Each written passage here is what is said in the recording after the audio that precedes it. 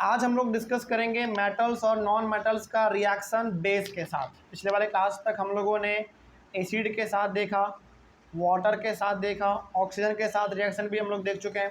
तो आज हम लोग देखेंगे मेटल और नॉन मेटल का रिएक्शन बेस के साथ। ठीक है, देखा जाए क्या होता है बेस के साथ रिएक्शन। तो दोनों को अलग अलग कर लेते हैं। पहले हम लोग when metals react with base पहले हम लोग पढ़ेंगे और फिर बाद में पढ़ेंगे when non metals react with base. तो पहले हम लोग देखते हैं कि क्या होगा जब हमारा मेटल बेस के साथ रिएक्ट करेगा। तो लिखा गया है some metals react with bases to form salt and hydrogen gas. यानी कि हमारे पास कुछ मेटल्स हैं जो कि बेस के साथ रिएक्ट करते हैं तो वो सॉल्ट और हाइड्रोजन गैस बनाते हैं। फिर से हम यहाँ पे बताएंगे आपको कि क्या सॉल्ट ये खाने वाला सॉल्ट है? नहीं, ये सॉल्ट हमारा खाने वाला नहीं है बल्कि ये केमिकल वाला सॉल्ट है। तो आप इसको ट्राई मत कीजिएगा खाने का। आगे बढ़ते हैं। Hydrogen gas Burns with a pop sound. यहाँ पे भी जो हमारा हाइड्रोजन गैस प्रोड्यूस होगा ये किस तरीके से बर्न करेगा? यदि हम लोग कैंडल लेके जाएंगे उसके पास तो पॉप साउंड से, यानी कि पट पट का आवाज़ यहाँ पे निकलेगा, पॉप साउंड का। बेसिकली यहाँ पे मतलब ये हो गया कि जब मेटल हमारा बेस के साथ रिएक्ट करेगा तो सॉल्ट और हाइड्रोजन गैस बनाएगा, पहली बात। दूसरी बात, ये जो हमारा हाइड्रोजन गैस है उसके सामने यदि हम कैंडल लेके जाते हैं, बर्निंग कैंडल, जलता हुआ कैंडल, तो वो हमारा बिल्कुल पट पट का साउंड के साथ वो जलेगा, हाइड्रोजन गैस। आगे the pop sound indicates the presence of hydrogen gas. और अच्छा, ये जो हमारा पॉप साउंड है ये क्या इंडिकेट करता है?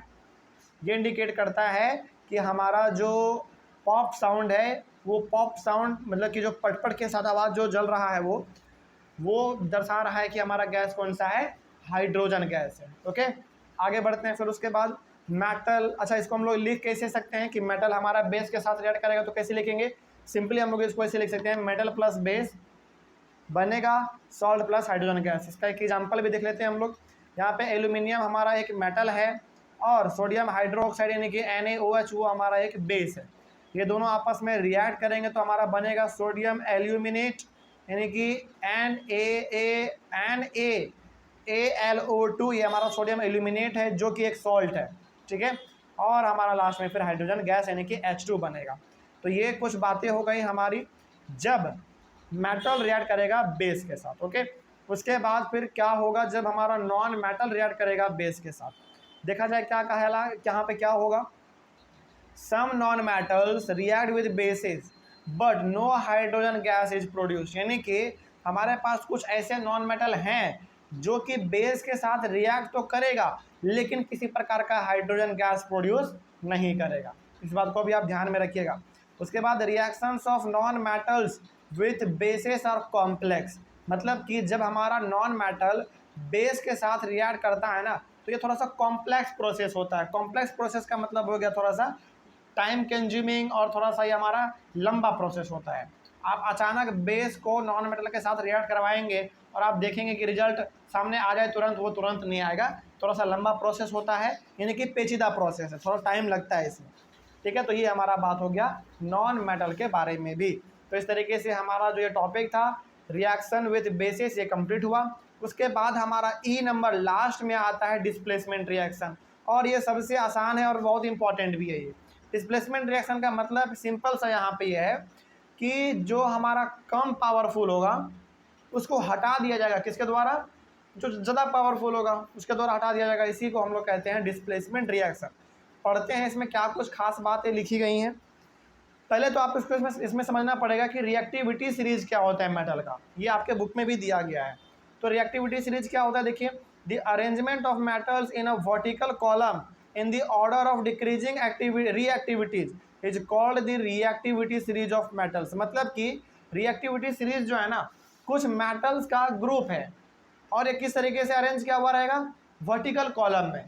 वर्टिकल कॉलम का मतलब हो गया सबसे टॉप वाले मेटल जो होंगे, सबसे जो मतलब कि सबसे ज़्यादा रिएक्टिव मेटल जो होंगे वो हमारे सबसे टॉप पे होंगे, उससे कम रिएक्टिव उससे नीचे, फिर उससे नीचे, फिर उससे नीचे, ऐसे ऐसे हमारा होगा।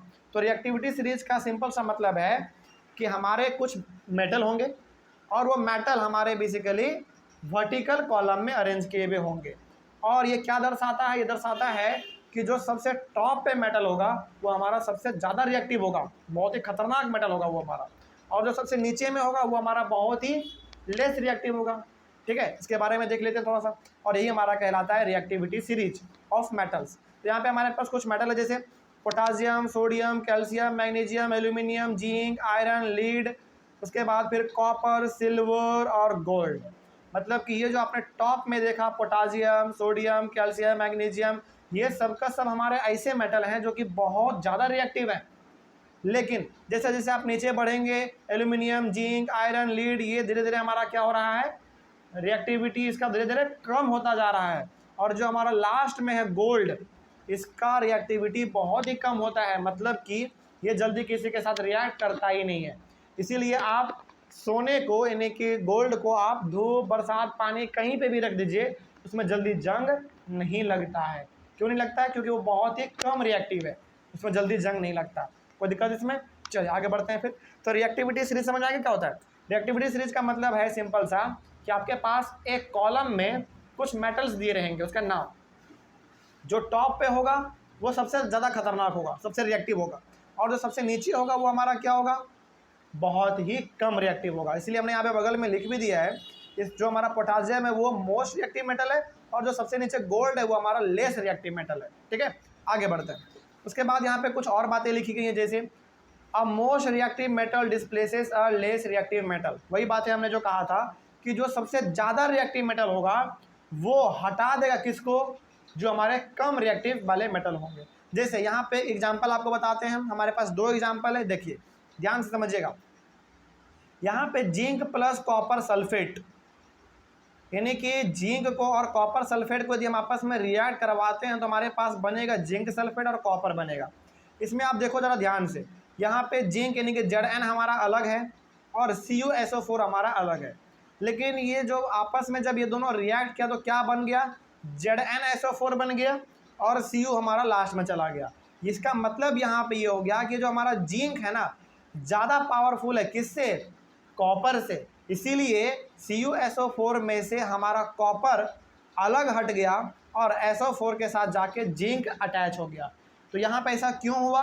ऐसा इसलिए हुआ क्योंकि जिंक ज़्यादा पावरफुल है, किससे, कॉपर से। आप यहाँ पे खुद देख लीजिए, कॉपर हमारा यहीं पे है और जिंक हमारा थोड़ा सा यहाँ ऊपर में है, तो ज़्यादा पावरफुल कौन हुआ, जिंक पावरफुल हुआ ज़्यादा। तो वही यहाँ पे कहा गया है कि जिंक को जब आप रिएक्ट करवाएंगे CuSO4 के साथ, तो CuSO4 में हमारा जो ये Cu कॉपर है इसको वो अलग कर देगा और खुद जाके इसके साथ ज्वाइन कर जाएगा। तो वही बात यहाँ पे लिखा हुआ था, ZnSO4 और Cu। तो Cu अलग क्यों हुआ? क्योंकि वो कम पावरफुल था, उसको हटा दिया जिंक ने क्योंकि ज़्यादा पावरफुल था। उसी प्रकार से हमारा एक और एग्जाम्पल यहाँ पे है, आयरन प्लस कॉपर सल्फेट, यहाँ पे Fe है, आयरन है, और यहाँ पे हमारे पास CuSO4 दोबारा है। तो यहाँ पे आप दोबारा देखेंगे तो इसमें से हमारा कॉपर को हटा दिया किसने, आयरन ने हटा दिया, यानी कि Fe ने हटा दिया। तो आप यहाँ पे आप खुद देख लीजिए, आयरन आपका कहाँ पे है, आयरन आपका यहाँ पे है और कॉपर आपका यहाँ पे है। तो ऑब्वियस ही बात है हमारा कौन पावरफुल हुआ, आयरन ज़्यादा पावरफुल हुआ। इसीलिए आयरन ने कॉपर को यहाँ से हटा दिया और खुद इसके साथ जाके ज्वाइन कर गया। यही हमारा होता है डिस्प्लेसमेंट रिएक्शन। तो डिस्प्लेसमेंट रिएक्शन में ना आप बहुत अच्छी तरीके से रिएक्टिविटी सीरीज को याद कर लीजिएगा, क्योंकि यदि आपको वो याद है तो आराम से आपका केमिकल फार्मूला भी बन जाएगा।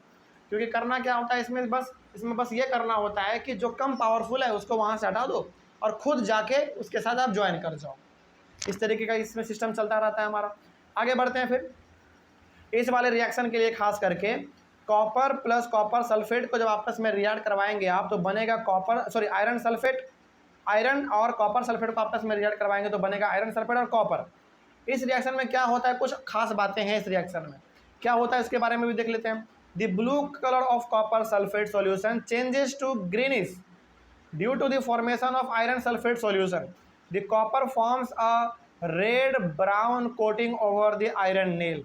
मतलब कि यहाँ पे जो आप कॉपर सल्फेट देख रहे हैं CuSO4, इसका कलर जो है ना वो ब्लू कलर होता है सबसे पहले, यानी कि रिएक्शन से पहले आयरन और कॉपर सल्फेट आप रिएक्ट करवा रहे हैं दोनों को आपस में, तो कॉपर सल्फेट जो यहाँ पे आप देख रहे हैं रिएक्शन से पहले इसका कलर होता है ब्लू, लेकिन ये इसका कलर जो ब्लू है वो चेंज हो जाता है ग्रीनिश में, यानी कि वो ग्रीन बन जाता है बाद में। क्यों होता है? क्योंकि उसमें हमारा फॉर्मेशन हो चुका होता है आयरन सल्फेट का, यानी कि FeSO4 का। और the copper forms a red brown coating over the iron nail, यानी कि आयरन नेल जो आपका होगा यहाँ पे Fe मतलब आयरन नेल, इसको ऊपर एक ब्राउन यानी कि रेड ब्राउन का कोटिंग जमा हो जाएगा, मतलब कि बेसिकली रेड ब्राउन कलर का आपका हो जाएगा। तो यहाँ पे आपको ध्यान में रखना है, लास्ट वाला पॉइंट बहुत इंपॉर्टेंट है, the copper forms a red brown coating over the iron nail. तो यहाँ पे आप ये समझ लीजिए कि जब आप आयरन को कॉपर सल्फेट के साथ रिएक्ट करवाएंगे तो यहाँ पे आपका कॉपर सल्फेट है, पहले इसका सॉल्यूशन यानी कि पहले इसका जो कलर है वो ब्लू कलर का होता है, लेकिन जैसे ये आयरन के साथ रिएक्ट करेगा इसका कलर हो जाएगा ग्रीन। ग्रीन इसलिए हुआ क्योंकि इसमें हमारा आयरन सल्फेट का फॉर्मेशन हो चुका था, FeSO का फॉर्मेशन हो चुका था। और साथ ही जो हमारा कॉपर है, ये कॉपर रेड ब्राउन कलर का बन के आयरन के ऊपर जाके जमा हो जाएगा, जो कि एक कोटिंग की तरह आपको दिखेगा, मतलब ऐसा लगेगा कि आयरन के ऊपर कुछ लेयर चढ़ा दिया गया है, जंग लग गया, इस तरीके का आपको नजर आएगा। तो ये हमारा रिएक्शन भी हो गया। आगे बढ़ते हैं, और less reactive metal can not displace a more reactive metal. लेकिन यहाँ पे आपको ध्यान में ये भी रखना है कि हमेशा जो ज़्यादा रिएक्टिव मेटल होगा वही हटा पाएगा लेस रिएक्टिव मेटल को। लेकिन क्या कभी भी less reactive metal more reactive metal को हटा पाएगा? नहीं हटा पाएगा। क्यों नहीं हटा पाएगा? क्योंकि वो खुद कमज़ोर है, खुद कमज़ोर है, ज़्यादा ताकतवर वाले मेटल को वो कैसे हटा सकता है? नहीं हटा पाएगा। तो यहाँ पे आपको ध्यान में रखना है, ये ध्यान में आप ये बात याद रखिएगा कि जो ज़्यादा पावरफुल मेटल होगा केवल वही कम पावरफुल मेटल वाले को हटा सकता है, यानी कि डिस्प्लेस कर सकता है। लेकिन जो हमारा लेस रिएक्टिव मेटल है वो कभी भी ज़्यादा रिएक्टिव मेटल वाले को उससे हटा नहीं सकता है, वहाँ पे रिएक्शन ही नहीं होगा। ठीक है, एक एग्जांपल इसका बता देते हैं आपको, एक नहीं बल्कि दो एग्जांपल बताते हैं। Copper plus iron sulphate, copper को आप रिएक्ट करवा रहे हैं आयरन सल्फेट के साथ, तो इसमें हमारा कोई डिस्प्लेसमेंट रिएक्शन होगा ही नहीं। क्यों नहीं होगा? क्योंकि हमारा जो कॉपर है ना वो लेस रिएक्टिव है, किसके कंपैरिजन में? आयरन के कंपैरिजन में। अब जब कॉपर हमारा इतना लेस रिएक्टिव है तो क्या कॉपर कभी भी आयरन को हटा पाएगा? नहीं हटा पाएगा, क्योंकि आयरन हमारा ज़्यादा पावरफुल है, तो यहाँ पे रिएक्शन भी नहीं होगा। उसी प्रकार से कॉपर प्लस जिंक सल्फेट, यहाँ पे कॉपर है और यहाँ पे हमारा Zn यानी कि जिंक है, तो जिंक को भी ये नहीं हटा पाएगा। क्यों नहीं हटा पाएगा? क्योंकि जिंक हमारा ज़्यादा पावरफुल होता है कॉपर से, तो कॉपर लेस पावरफुल हुआ, कम पावरफुल है ये, तो ये कभी भी जिंक को हटा नहीं पाएगा। तो यहाँ पे भी डिस्प्लेसमेंट रिएक्शन देखने को नहीं मिलेगा। तो रिएक्शन कब देखने को मिलेगा? तब देखने को मिलेगा जब ज़्यादा पावरफुल मेटल कम पावरफुल मेटल को हटा दे, उस समय पर रिएक्शन होगा, लेकिन यहाँ पर रिएक्शन नहीं होगा। तो इस तरीके से आपने डिस्प्लेसमेंट रिएक्शन भी देख लिया। उसके बाद हम लोग डिस्कस करेंगे uses of metals and non metals, इसको हम लोग अपने अगले वाले क्लास में कंटिन्यू करते हैं। तो पहले थैंक यू वेरी मच। कोई दिक्कत नहीं है इसमें? चलिए मिलते हैं अगले वाले क्लास में।